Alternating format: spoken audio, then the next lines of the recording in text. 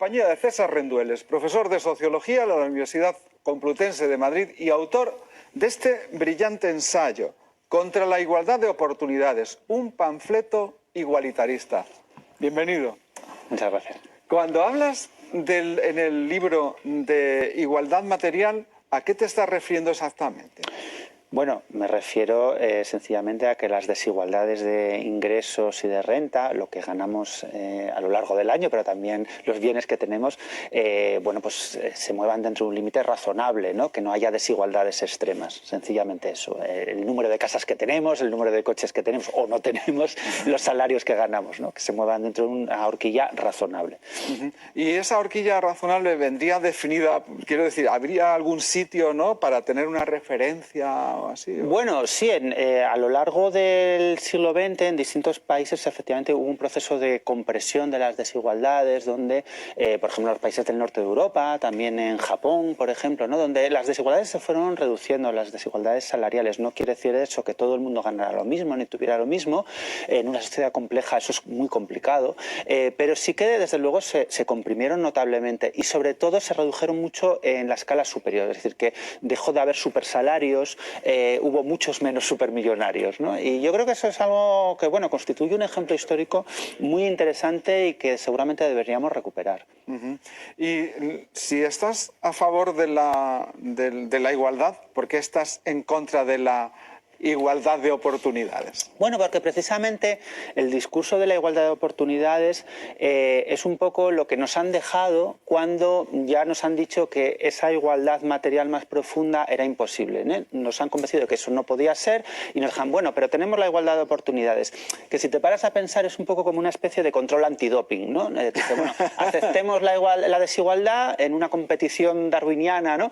Pero vamos a garantizar que todo el mundo empiece igual, ¿no? Luego ni siquiera es verdad, porque no es verdad que todo el mundo empiece igual, ni muchísimo menos, ¿no? Sabemos que está todo lleno de trampas en el camino. Pero rechazo la igualdad de oportunidades un poco como lema para reivindicar esa otra igualdad final, profunda, ¿no? Y esa igualdad es posible. Decías que en algún momento histórico, por ejemplo, después de la Segunda Guerra Mundial, no fue posible, pero en general en Europa, ¿no? Porque sí, los partidos de centro-derecha, ¿no?, e incluso eran bastante partidarios del estado de bienestar, ¿no? Es posible cuando efectivamente se convierte en un valor compartido, en un valor transversal de toda la sociedad. Yo creo que eso es muy importante, o sea, dejar de pensar la igualdad como un valor de izquierdas y pensar que es un valor que en el fondo compartimos, ¿no?, todos los ciudadanos de una democracia digna de tal nombre, igual que la libertad. La libertad no se entiende como un valor específicamente de izquierdas, ¿no?, ni tampoco necesariamente de derechas. Defendemos distintas versiones de la libertad. Pues lo mismo pasa con la igualdad. Es un valor transversal, o debería serlo, y lo ha sido en el pasado y debería volver a serlo, con sus matices, por supuesto. ¿Y qué les decimos a aquellos que piensan que solo pueden disfrutar de lo que no pueden disfrutar los demás? Bueno, pues que llevan una mala vida, que llevan una vida peor de la que podrían llevar. Les decimos lo mismo que decimos a la gente en general, que tiene valores que empeoran su propia vida y la de los demás. Lo que les decimos a los egoístas o a la gente que le gusta mandar demasiado, ¿no? Pues eso, que llevan una mala vida, ¿no?, y que podrían tener una vida mucho mejor. Esto es una cuestión ética, pero también es una cuestión sociológica. Sabemos que las sociedades igualitarias tienen muchos menos problemas sociales, que tienen menos, por ejemplo, tienen mayor esperanza de vida, tienen menos delincuencia, tienen menos enfermedades mentales, ¿no? Es decir, que la igualdad hace que vivamos mejor, individualmente, pero también colectivamente. ¿Y qué les decimos a quienes piensan que eso de obligarte que al final llegues al mismo sitio, hagas lo que hagas, es un aburrimiento, luego se convierte todo en algo y nadie va a hacer nada? Bueno, eso yo creo que es un mito. Vivimos en sociedades muy complejas donde nadie hace lo mismo que los demás, ¿no? Hacemos cosas muy diferentes y yo creo que pensar que eso va a ocurrir, eso es como una fantasía negativa procedente del pasado, de sociedades pequeñas donde todo el mundo tiene una vida parecida, ¿no? Yo creo que eso es sencillamente una especie de demonio, ¿no?, que nos hemos montado, pero que es muy poco realista. Realmente, cuando ha crecido la desigualdad en distintas sociedades, eso no ha conducido a una mayor homogeneidad social o a que todo el mundo piense lo mismo. Incluso cabe pensar lo contrario, ¿no? Que es más bien la precarización social, el miedo al hambre, el miedo al paro, lo que hace que todos pensemos lo mismo. Estamos pensando todo el rato en cómo voy a conseguir una casa, a ver si consigo más dinero para poder pagar el alquiler, a ver si me echan del trabajo. Aquí sí que estamos todos pensando lo mismo todo el rato, ¿no? En unas poquitas cosas, además bastante desagradables. Porque una sociedad igualitaria permitiría que hubiera más individuos diferentes. Claro, yo creo que esa es una reflexión muy importante, ¿no? Pensar que realmente la igualdad y la libertad no son valores contrapuestos, son valores al revés, que se retroalimentan, ¿no? Que aprendemos a ser más libres de una forma mejor, más completa, más sofisticada, siendo iguales, ¿no? Entendiendo que ser libres no significa sencillamente que no me molestes, no me interrumpas lo que yo quiero hacer, ¿no? O mandando sobre los demás, sino que hay proyectos que tienen que ver con la libertad que tenemos que hacerlo conjuntamente, y para eso necesitamos tratar con nuestros iguales, porque intentar ser libre con alguien sobre quien mandas o alguien que está por encima de ti es muy difícil, es muy difícil. Claro, porque además de competir también se puede cooperar, ¿no? Claro, y para muchos proyectos que nos parecen importantes en nuestra vida necesitamos cooperar. Hay un ejemplo muy tonto, ¿no? Pues efectivamente, si tu libertad consiste sencillamente en salir por la noche y que te cuiden a tus hijos, bueno, pues sí, eso basta con que te los cuiden. Pero si tu libertad consiste, por ejemplo, en tocar una orquesta sinfónica, necesitas a los demás, ¿no? Claro, a ver, ¿no? Necesitas a los demás, ¿no? No vas a estar tocando un solo de clarinete. Aunque tú quieras ser el solista, pero claro, a ver qué hacen los demás. Es un ejemplo tonto, pero hay muchos proyectos importantes en nuestra vida que solo los podemos hacer en común, cooperativamente, ¿no? Y con nuestros iguales, porque, claro, tener una orquesta sinfónica con subordinados a los que contratas para tocar contigo no es lo mismo tampoco exactamente, ¿no? Claro, porque yo creo que otra de las claves, ¿no?, fundamentales es que cuando haces algo cooperando con los demás, obtienes más de los demás de lo que tú mismo pudieras haber imaginado, ¿no? Exactamente, son como experiencias incrementadas, ¿no? Donde, aprendemos que ser libre es algo distinto, mejor, ¿no?, de lo que habíamos conocido hasta entonces. Hay un ejemplo muy claro que tiene que ver con la igualdad de género, ¿no?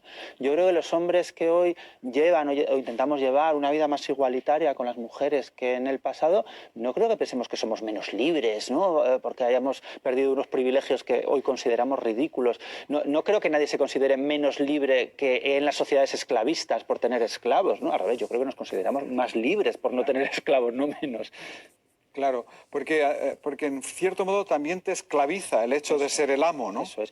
Y hay un dato que yo creo que es interesante, que tiene que ver con cómo en realidad nos avergüenza ser más que los demás, ¿no? Cuando hacemos encuestas sobre en qué clase social te autoposicionas, eso el CIS, ¿no?, el Centro de Investigaciones Sociológicas, las hace cada poco. Casi nadie se autodenomina como de clase alta y muy poquita gente de clase media alta. Y yo creo que eso es porque nos cuesta vernos a nosotros mismos como por encima de los demás, ¿no? Nos duele, hay algo que nos molesta en esa idea de estar por encima de los demás. Y yo creo que eso nos da idea de que en el fondo los proyectos igualitaristas tocan algo posible. Una base real y no es... Tocan algo dentro de nosotros, ¿no? Claro. Tocan algo muy profundo en nuestros corazones, ¿sí? Porque igual que todos tenemos algo en común, también tenemos algo diferente, pero a lo mejor el reconocimiento de lo que tenemos en común es lo que permite que desarrollemos lo que tenemos de diverso, ¿no? Eso es, y de hecho ha habido una retroalimentación permanente de los proyectos igualitaristas y de los proyectos que reivindicaban el respeto a las diferencias. O sea, quienes más han luchado y hecho por ese respeto a las diferencias, por ejemplo, en sexuales o en formas de vida, han sido justamente quienes reivindicaban la igualdad de esos colectivos subordinados, ¿no? O sea, que yo creo que hay un proceso de retroalimentación muy importante que también nos da pistas acerca de cómo podría mejorar nuestra vida un proyecto igualitarista generalizado. Porque no es la desigualdad un mal menor para conseguir la prosperidad. Eso es lo que nos han dicho muchas veces, ¿no? Bueno, claro, es que imagínate, si los ingenieros no ganaran muchísimo más que los fontaneros, ¿quién no iba a querer ser ingeniero? Bueno, yo creo que hay muchos motivos para ser ingeniero, aparte de ganar 10 veces más. Y luego, aparte de eso, ¿no es un poco infantil esa idea de... Yo no solo quiero vivir bien, no solo quiero tener una casa, sino que además quiero ganar más que ese, ¿no? No miro solo lo que yo tengo, sino tiene que ser más, el doble o el triple que ese. No es lo que haría un niño pequeño. Que esclavitud, ¿no? Claro, exactamente. Además que esclavitud, porque al final no eres feliz, ¿no? Porque desigualdad y felicidad no casan bien, ¿no? No, exactamente, ¿no? Por lo menos desigualdad extrema, a lo mejor una pequeña... Total. Sabemos, insisto, eso ya no es una opinión, tenemos datos fidedignos a lo largo del tiempo de que las sociedades desiguales, tanto las ricas como las pobres, o sea, estoy hablando tanto de Estados Unidos como de sociedades pobres, las sociedades desiguales tienen muchísimos más problemas sociales que afectan tanto a los pobres como a los ricos, tanto a los pobres como a los ricos. Yo creo que esa es una idea de la que nos tenemos que mentalizar urgentemente. ¿Y qué les decimos a quienes tienen miedo al gulag? Es decir, bueno, es que ahora me van a obligar a ponerme los mismos tipos de pantalones o de tal que... Bueno, pues que yo también tengo miedo al gulag. O sea, yo creo que desde luego el gulag fue particularmente duro con muchos igualitaristas. O sea, que yo creo que eso es cierto, ¿no? Que hay un igualitarismo de la envidia, un igualitarismo ¿no? que intenta limitar por arriba. Eso ha existido. Yo creo que es absurdo negarlo y nos tiene que dar miedo, por supuesto que sí. Una de las mayores críticas y de las primeras críticas de ese igualitarismo de la envidia fue de Marx, precisamente, ¿no? Marx tiene un texto muy bonito donde alerta justamente sobre esa posibilidad que él detestaba, ¿no? Pero bueno, yo creo que esa especie de cortar por arriba es la que se da también en sociedades muy desiguales. Pensemos cuánto talento desaprovechado hay en nuestras sociedades, ¿no? Cuánta gente que podría ayudarnos a todos, que podría tener vidas muy plenas, que podría hacer nuestras sociedades mejores, se queda por el camino porque no tiene la posibilidad de desarrollar esas habilidades, ¿no? Eso también es un gulag capitalista, pero también es un gulag. Claro que sí, y en el libro, por ejemplo, cuando hablas de educación lo pones de manifiesto, ¿no? O sea, la educación que supuestamente no debiera ser como el gran igualador, ¿no? Aquello que pone a todo el mundo, ¿no? en la misma situación, se demuestra que de hecho, o sea, por ejemplo, en España no funciona así, ni mucho menos, ¿no? Desde hace ya algún tiempo, ¿no? Ni muchísimo menos. Sabemos perfectamente que la educación a día de hoy no solo no contribuye a paliar la desigualdad, sino que contribuye al revés, a que persevere, ¿no? Pensemos una cosa muy elemental, ¿no? Que es sencillamente los tropiezos en el camino que distintos hijos de distintas familias se pueden permitir. Los hijos de familias más o menos acomodadas se pueden permitir muchísimas más tropiezos, equivocaciones, errores, ¿no? En cambio, a los hijos de familias de clase humilde, de clase trabajadora, les exigimos la perfección absoluta, ¿no? Nadie puede tener un tropiezo en el camino porque si no, bueno, pues sencillamente no llega a superar la educación obligatoria y a veces ni siquiera eso, ¿no? Si además adelantamos los contenidos a las edades de los niños, pues limitamos a los niños a hacer lo que los padres les puedan explicar, ¿no? Totalmente. Además hay un mito en nuestro país, ¿no? Que es ese, no, es que la educación ya no se exige nada, se ha bajado mucho el nivel, antes sí que había... Es una falsedad, es completamente falso, ¿no? Y esa es la razón por la que los médicos españoles están en Inglaterra, ¿no? Los de ahora. Totalmente. O sea, en general, el nivel educativo en España es muy alto. El problema que tenemos es de fracaso escolar. Es de fracaso escolar. Lo que distingue al sistema educativo español no es su bajo nivel educativo, para nada, eso es mentira. Mis alumnos, cuando van fuera de España, normalmente son excelentemente bien recibidos. Lo característico del sistema español es el altísimo nivel de fracaso escolar. Dejamos a muchísima gente por el camino. Eso es lo característico de este país. Y sobre todo hay una cosa que yo creo que conviene señalar, que no necesariamente se quedan los más tontos por el camino. No, puede ser que ocurra lo contrario en algún caso. En absoluto. Y yo creo que todo el mundo tiene esa experiencia cercana, ¿no? De conocer a gente, bueno, pues con unos talentos a lo mejor limitados, pero que llegan perfectamente a superar carreras universitarias muy exigentes, pues porque ha tenido el apoyo familiar para ello, ¿no? Y en cambio conocemos a gente, bueno, pues brillante, tal, pero que se queda a mitad de camino porque cuando se encuentra con una dificultad no tiene ese apoyo. Y esas dificultades son de muy distinto tipo, ¿no? Y, por ejemplo, tenemos un ejemplo muy claro con el sistema bilingüe que se ha implantado en la Comunidad de Madrid, que supone un obstáculo para muchísima gente, por ejemplo, para muchos padres y madres que no pueden ayudar a sus hijos a hacer los deberes porque no saben inglés. Y no entienden ni los enunciados de esos deberes, ¿no? Es otra piedra más en el camino para muchísimas familias de clase trabajadora. Bueno, nos vemos dentro de 15 días y seguimos hablando del libro que apenas hemos empezado a hablar, ¿vale? Gracias. Gracias. Ha sido un placer. Igualmente. Hace algunas semanas que recomendamos la lectura de este ensayo de César Rendueles y hoy, como ya hicimos con otros ensayos anteriores, seguimos hablando de él por partes. Concretamente, nos centraremos en el 5º capítulo en el que trata de cómo organizar la igualdad material. Bienvenido, César. Muchas gracias. Vamos a empezar por definir, ¿no? Por lo menos, más o menos acotar lo que entiendes, ¿no? En el libro y en general, ¿no? Por igualdad material. Bueno, igualdad material es sencillamente lo que solemos llamar igualdad económica, ¿no? Igualdad de recursos, no solo de salarios, sino también de bienes esenciales para la vida, como puede ser la vivienda, la sanidad, etcétera, ¿no? Muchas veces nos centramos exclusivamente en las rentas, en los salarios, en los ingresos, pero hay otros elementos absolutamente esenciales, ¿no? Relacionados con la igualdad, como puede ser el derecho a tener acceso a energía, a ancho de banda y, por supuesto, a sanidad y vivienda, ¿verdad? Todo eso forma parte de la igualdad material. De la igualdad material. ¿Y en qué consiste la propuesta que todos hemos oído alguna vez de una renta básica, ¿no? Universal para todo el mundo? Sí, es una propuesta ya antigua porque lleva mucho tiempo sobre la mesa de incluir entre los derechos fundamentales de ciudadanía, es decir, los derechos que alguien tendría simplemente por el hecho de ser ciudadano de un país, una renta, un salario mínimo suficiente para garantizar la subsistencia de los habitantes de un país, ¿no? Sería una cantidad a determinar, la que se considerara necesario en ese momento para garantizar la subsistencia. Sería un derecho individual y que, como digo, sería universal. Que sea universal, esto genera a veces muchos malentendidos, porque dicen, bueno, claro, entonces también los banqueros la tendrían, estaríamos pagándole un salario a gente que no lo necesita. Si luego la tienen que devolver, ¿no? Claro, esa es la cuestión, ¿no? Es lo que llamamos a veces una predistribución. Es decir, inicialmente se da esa renta, ese salario a todo el mundo, pero posteriormente en la declaración de la renta se ajustan cuentas, por así decirlo, ¿no? Y pues según tu nivel de ingresos tendrías que devolver una parte o incluso la totalidad de esa renta, ¿no? La clave incluso es que la totalidad y un poco más por lo por demás que has ganado, claro. Por supuesto, ¿no? Es una predistribución, digamos que es para evitar que las burocracias lastren la distribución, pues se da de antemano y se ajustan cuentas después, pero no significa que no se ajusten cuentas. Claro. ¿Y eso se ha dado en algún sitio?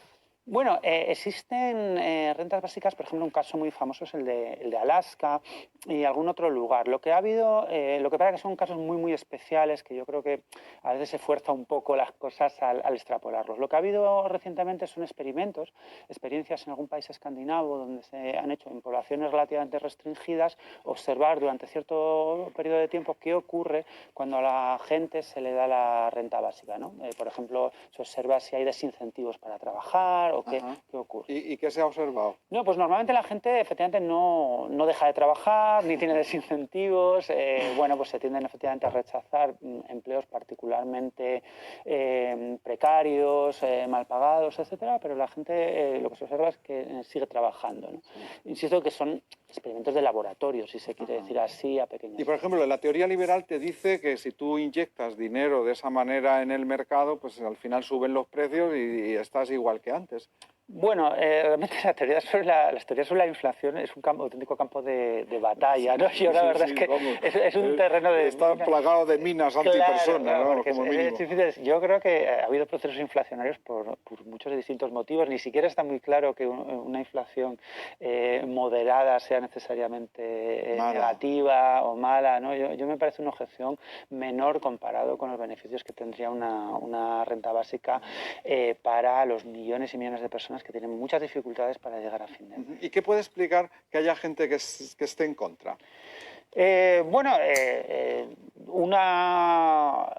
general yo diría que una especie de antropología negativa, una cierta desconfianza, ¿no? Respecto a los demás. Mucha gente cree que si no tienes Si no ganas el pan con el sudor de tu frente, pues es como que estás pecando, ¿no? Bueno, esa sería la forma en la que lo veo yo. Yo creo que ellos simplemente consideran que la gente, si no se ve asfixiada por el hambre, impulsada por el miedo a la necesidad material, pues que no se van a esforzar, no van a tener la dedicación suficiente para hacer trabajos importantes. Esa es curiosamente una viejísima interpretación que se remonta a los orígenes del capitalismo, cuando básicamente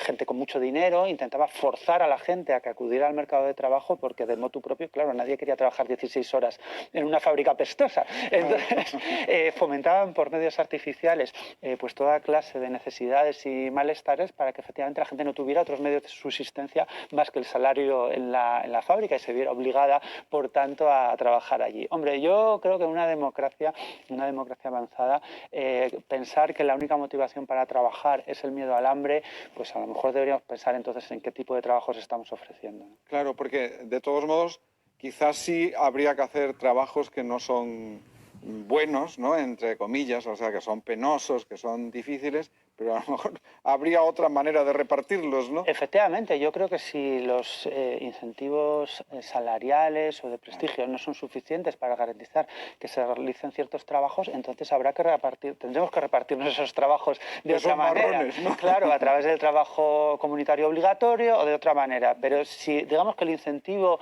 salarial no es suficiente, digamos que obligar a la gente a través del miedo al hambre a realizar trabajos que no estamos los demás dispuestos a hacer, bueno, eso siempre ha tenido un nombre, ¿no? Que se llama esclavitud.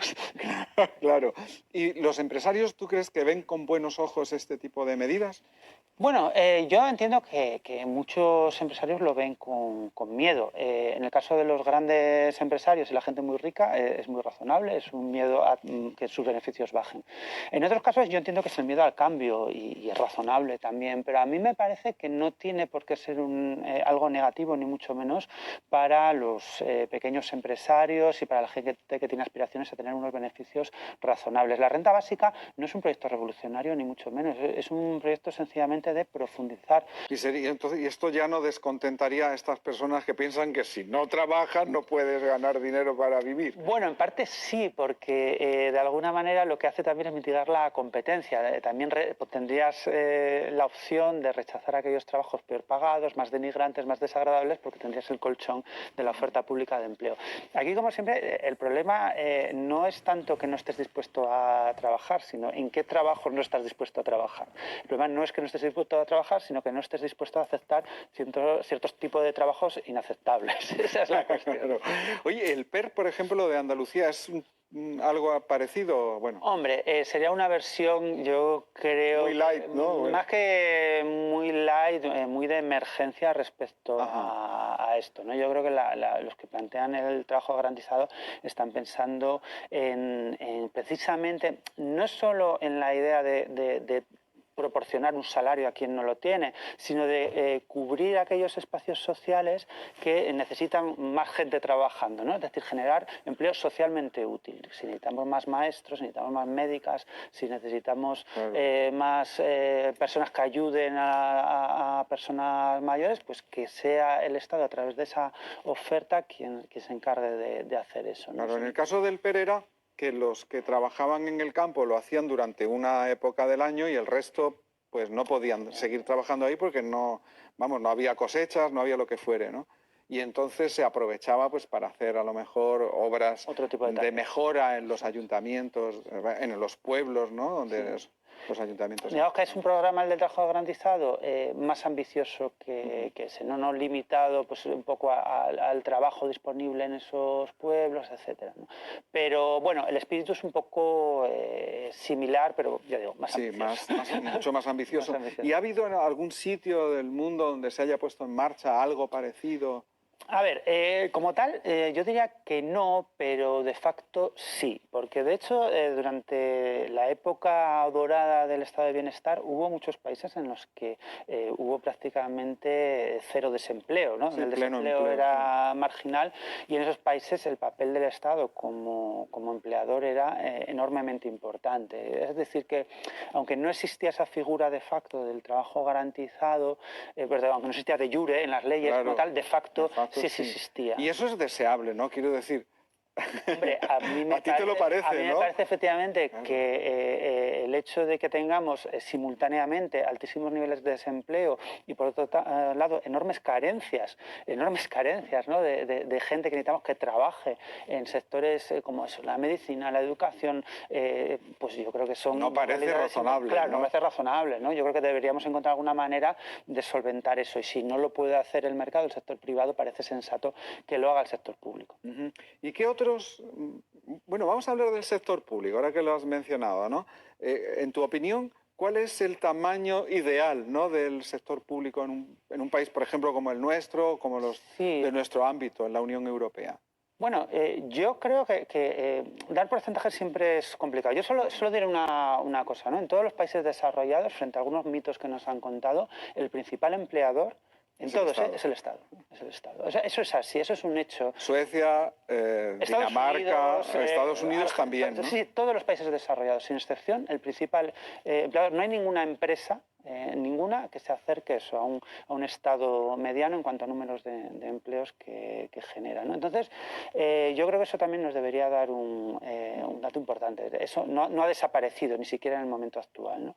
¿Cuánto debe digamos, participar el Estado, el sector público? Porque no es, el sector público y Estado son cosas parecidas, pero no son lo mismo, ¿no? Claro, porque el sector público, digamos que forma parte del Estado, pero no depende directamente de él, ¿no? Incluso, por ejemplo, cierto tipo de cooperativas, ¿no? Muy amplias, ¿no? con una cierta vocación universalista y expansiva, bueno, yo creo que se podrían considerar sector público. ¿Por qué no? ¿Por qué no, verdad? Bueno, de hecho, ahora que estamos hablando de la nueva vacuna, ¿no? Efectivamente. Por ejemplo, son empresas privadas, pero han sido subvencionadas por el Estado, ¿no? La empresa Pfizer va a sacar una vacuna seguramente, si crucemos los dedos, ¿verdad? para que sea así en breve. Es una empresa privada, pero en el desarrollo de esa vacuna ha contado con importantísimas ayudas públicas en todas las fases de ese desarrollo, ¿no? Así que yo creo que la pregunta no es tanto a lo mejor qué porcentaje, sino en qué sectores queremos que haya participación pública. Yo diría, hombre, pues el ámbito de la participación pública es el de aquellas necesidades esenciales, como la energía, la vivienda, la educación, la sanidad. No es tanto el cuánto, sino el en dónde, ¿no?